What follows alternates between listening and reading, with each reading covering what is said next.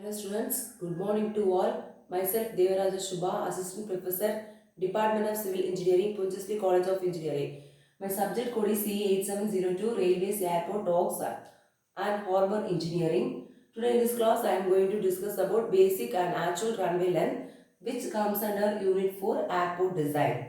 So what is mean by basic runway length and what is mean by actual runway length? So basic runway length is nothing but it is the length of a runway under the following ideal conditions. That is, if the runway length satisfies the ideal conditions, that is said to be basic runway length. So if you want to get the actual runway length, if corrections are made in those basic runway length, that runway length is said to be actual runway length. So the following ideal conditions for basic runway length are: so altitude of an airport at sea level. Airport has standard temperature 15 degrees Celsius. Runway has no longitudinal gradient. Wind does not blow on runway. Airport is loaded to its full capacity. No wind blowing on the way to the destination. Standard temperature is maintained along the way. So these all satisfying all these conditions is very difficult because altitude of an airport at sea level, it is very difficult to maintain this in all the situations of the site. So airport has standard temperature. Standard temperature is also difficult. And then runway has no longitudinal gradient. That is also very difficult to maintain in the airport site. So the correction has to be made while providing the runway length on these things, that is on the height, that is altitude, temperature and gradient. So these basic runway length also determined based on the aircraft performance. So normal landing case, normal takeoff case and engine failure case is also considered. Based on these also the basic runway length is decided. So actual runway length. So to get the actual runway length from basic runway length, what we have to do is we have to do some corrections for elevation, temperature and effective gradient. So correction for elevation, that is, it is very difficult to maintain these conditions in the site. So we are doing corrections. So it may be sea levels, temperature or longitudinal gradient is very difficult to maintain the site to maintain the site that that satisfies these ideal conditions. So for correction for elevation, what here the air density what it decreases with increase in destination, increase in elevation. If the elevation increases, what happens is air density will be decreasing. So because of the air density only, the landing and takeoff operation will be takes place. So if this air density decreases, what happens? It is very difficult to lift the wings of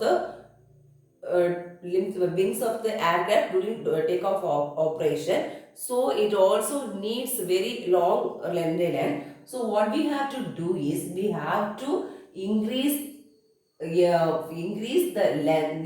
runway length by 7% for every 300 meter rise. So this is recommended by ICAO.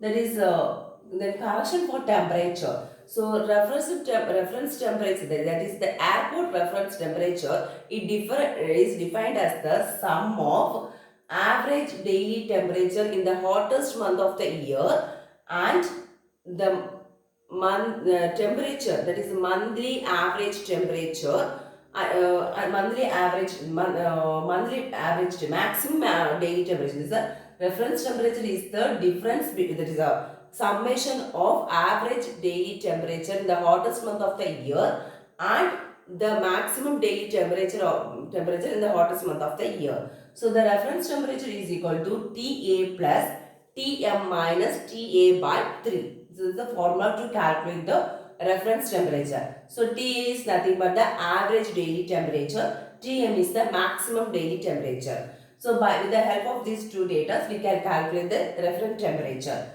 So this reference temperature, after calculating the reference temperature, For every 1 degree rise, what we have to do is we have to increase the runway length by 1%.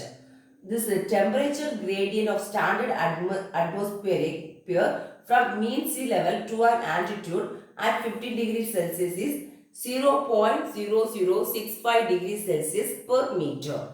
The check for total correction. After doing this, what we have to do is we have to check the total correction, that is elevation and temperature. This total correction should not exceed 35%. This correction should not exceed 35%. The correction for gradient, then only we have to apply the correction for gradient. So correction for gradient, the runway length increases at a rate of 20% for every 1% of effective gradient. So if the gradient is steep, steeper, it also affects the landing operation and the taking operation. That is, the runway length will be increased.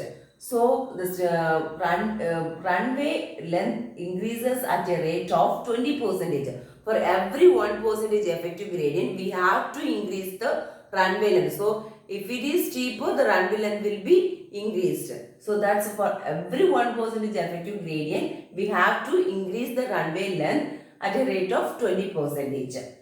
Then now final step, effective gradient. Maximum difference in elevation between the highest point and the lowest point of the runway per unit length of the runway is said to be effective gradient. It's nothing but maximum difference in elevation between the highest point and lowest point of runway per unit length of runway is said to be effective gradient. So this is the method of arriving actual runway length from the basic runway length.